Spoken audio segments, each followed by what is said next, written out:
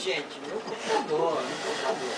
Bom, gente, estamos de volta, tá, com Papo Cabeça, conteúdo nas suas manhãs de domingo e informação com responsabilidade, falando sobre DST e AIDS. Hoje a gente está aqui esclarecendo dúvidas, esclarecendo realmente o que é a questão da DST, da AIDS e o que é e qual a diferença entre HIV e AIDS. E eu queria fazer exatamente essa pergunta para a Cláudia. Vou começar com a Cláudia, depois passo para o seu Jairo, porque a Cláudia convive muito com isso, né?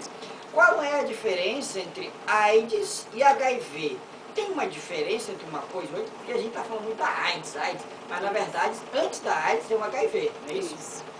Inicialmente a pessoa ela tem que contrair o vírus, né, que é o HIV, e não necessariamente ele vai ter que adoecer e ter AIDS, né?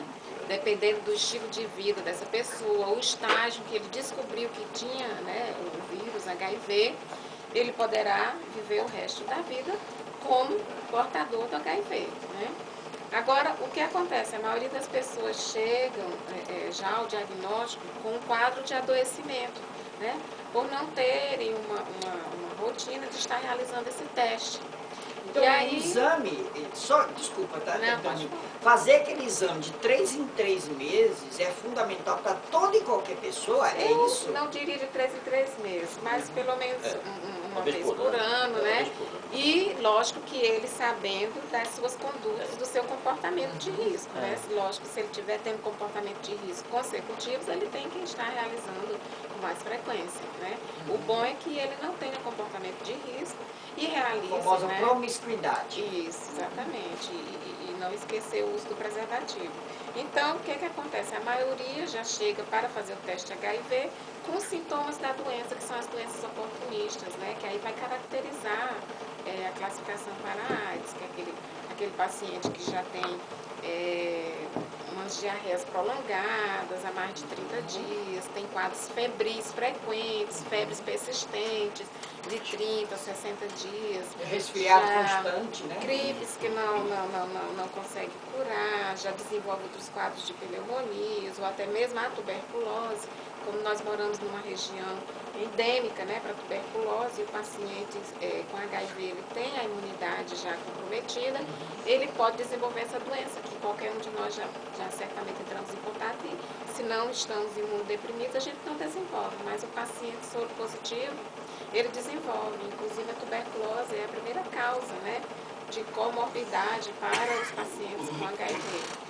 Então, só lembrando, desculpa estar cortando você, só lembrando, o que mata não é o vírus, é a doença oportunista que vem com o vírus. Que é o caso da tuberculose e tantas outras doenças aí que aparecem, que muitas vezes a gente carrega dentro do nosso corpo, mas elas não aparecem porque a gente tem um sistema imunológico já firme, é isso? Então, o que diferencia a AIDS do HIV é isso, é o quadro de adoecimento das doenças oportunistas. Perfeito. E doutor Jairo, me conte uma coisa, a questão psicológica, ela pode afetar a pessoa que ela é portadora do HIV e para ela migrar para a AIDS, para desenvolver uma das doenças oportunistas? Antes de tocar no assunto, eu gostaria de dizer que a AIDS, o cidadão Pedro Bato, inclusive, falou isso. Eu tenho um exame que eu fiz da AIDS hoje dando negativo. Ok. Mas isso não me garante que eu não tenho vírus, porque só fica positivo 3 meses depois. A janela imunológica. É uma janela imunológica. Você teve a relação e foi contaminado pelo vírus. Ele fica mais ou menos 3 meses ali, sem dar a conotação de soro positivo, né? Então tem esse risco, certo? Então o correto seria fazer 3 meses. Mas aí depende do procedimento individual de você. Se você é um cidadão de risco, se você é um cidadão de risco, é bom fazer com mais frequência. Ok. Certo. Então, deixar só claro novamente, se você é muito promíscuo e tem muitos parceiros, tá? Tem comportamento de risco, faça a cada 3 meses. Seria o ideal. Seria o ideal. Pelo menos 6 meses. Se você não tem comportamento de risco, é uma pessoa que tem só um parceiro, né? Então faça aí cada ano, né? ou a cada 6 meses, junto com a doação do sangue, que geralmente a pessoa usa a doação de sangue com a desculpa para fazer o exame, né? Fazer o check-up. Sobre você falou sobre depressão? É a questão psicológica. Faz com que afete o sistema imunológico e a pessoa desenvolva AIDS. A gente vai cair de novo no que eu falei, da infância, certo?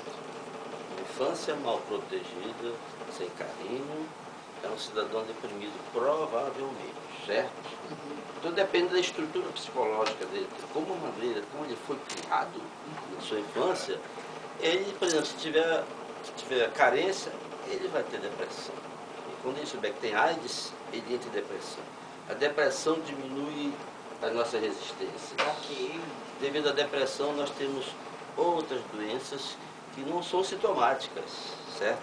Mas estão oportunistas, só esperando o momento de atacar. Você fica menos resistente, certo? E por isso, você fica mais acessível a outro tipo de problema. Como a depressão diminui a resistência, você fica um campo minado para o avanço das doenças oportunistas também, não é verdade? Perfeito. E como a AIDS, ela socialmente ela é muito reprimida, o cidadão fica isolado, né? Ele fica praticamente numa situação muito difícil, que se a família não vier ajudar psicologicamente, ele facilmente vai ter muitos problemas e não vai demorar a morrer. Certo? Porque a depressão vai tomar conta dele. Agora, se ele teve uma infância bacana, se ele é um rapaz maduro, ele vai enfrentar muito melhor esses problemas, porque ele é uma pessoa equilibrada. E a depressão não vai tomar conta dele. Se a depressão não tomar conta, ele vai, com a razão dele, a razão que toma conta, e não a parte sentimental, que é mais importante, no amadurecido, a razão toma conta. No imaturo, é o sentimento. A famosa paixão, né? Eu me apaixono, eu vou morrer se ela for embora. É uma doença, a paixão. É imaturidade. Por isso que as pessoas casam cedo, porque estão imaturas. E separa cedo também. É claro, os estão imaturos vão separar cedo. Então na AIDS tem isso. Se você tem depressão, se você não tem depressão, é muito melhor tratar, porque você não vai ter esse lado negativo que é da depressão, né? Dori Edson, pergunta para você. O que mata mais, o vírus ou o preconceito? Preconceito. E como é que você vê isso? Preconceito da sociedade ou do próprio portador? Do próprio, de ambos. Ou seja, do portador da sociedade. Perfeito. Porque eu já passei por um preconceito, assim que eu descobri, né, falando em vida, não em morte. Perfeito. Eu estava estudando na época, a diretora da escola que eu estava estudando foi na Secretaria da Educação, falou que não queria ninguém doente de AIDS na escola dela. Que interessante. Ou sério? seja, A diretora da escola? isso. Pra ver, né, como é que é. Ou seja, eu não sabia disso. De repente chegou uma psicóloga, conversou comigo, eu sem saber de nada. Ok. Fui descobrir que tinha sido essa diretora há 2 anos depois. Só que eu estranhei no começo, porque depois dessa conversa que eu tive com essa psicóloga, a diretora sempre ia lá em casa e dizia: Doriede, você não vai estudar mais não? Achei estranho, né? Porque ela não era de falar comigo. Ok. Achei estranho, eu passei por isso daí. Só que também foi só isso daí, foi resolvido. Ok. Não tive muito, assim, a me preocupar com preconceito. Foi acolhida pela minha família, hoje eu vivo, sou uma pessoa normal, só que eu me previno nas minhas andanças por aí. Perfeito. E Cláudia, você tem percebido isso também, que o preconceito do próprio portador, ele mata mais, ou da sociedade mata mais do que o próprio vírus? Com certeza, o preconceito ele fragiliza o paciente, né? Ele se fecha dentro dele. Às vezes ele tem que conviver com uma doença no seu próprio lar e não pode estar dividindo com ninguém. E é importante você estar conversando, você estar dividindo as suas angústias, até mesmo os problemas que surgem ao longo dessa caminhada, né? Principalmente quem toma os antirretrovirais, tem os efeitos, né, que às vezes não são tão agradáveis, principalmente na fase inicial.